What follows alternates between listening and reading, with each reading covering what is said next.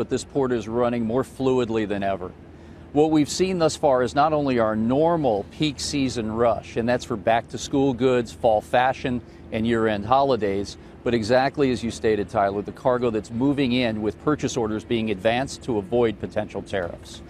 But with the work that we have done thus far in creating the port optimizer with General Electric Transportation, and the way we see goods with a deeper line of sight and have better planning with our service providers, has allowed us to move more cargo than ever. In fact, in July, our best July ever with more than 833,000 container units, and it was our fourth best month ever in the history of the Port of LA.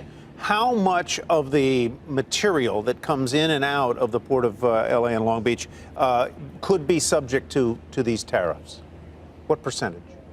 If everything goes through, Tyler, at this point, we're estimating about 25% of all of our laden cargo could be impacted by the tariffs.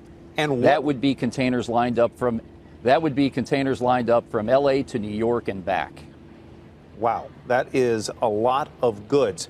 So what do you expect to happen? Well, we have a couple of thoughts. Number one, 50% of our nation's imports go into the manufacturing stream. And those are the exact companies and jobs that we're trying to raise the level of competitiveness for throughout this entire dialogue. In other words, they're not finished goods. They're not finished goods, right? That's exactly right. And so where we fully support making sure that these companies are competitive, creating great jobs, we want to get down to business, and let's get to some negotiated settlements and move cargo. Our business doesn't handle uncertainty very well, and everybody is moving to try to get ahead of this curve. So what are you anticipating, Gene, in terms of the volumes that will come in the near future? I mean, there has been, as you had mentioned with Tyler, a certain amount of pull forward in terms of the cargo that's come into this country. So what are you anticipating in terms of the traffic that will come in, the goods that will come in, given that pull forward, plus the new tariffs that are going into effect? Yeah, for the next couple months, we see the volume remaining strong. I am concerned if this continues to go on in a protracted fashion, we may see a much lighter fourth quarter than we've been used to.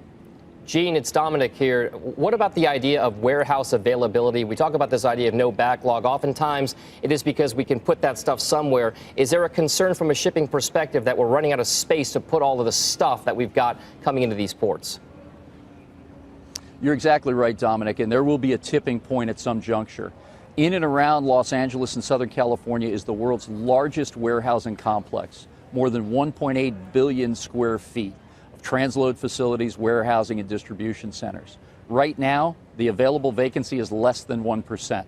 So if more goods start to stack up, you could see a bottleneck in that area. Again, through our visibility tool and the collaboration that we have across the stakeholder groups, we're trying to keep that area of our business as fluid as possible. We've got to watch it very closely.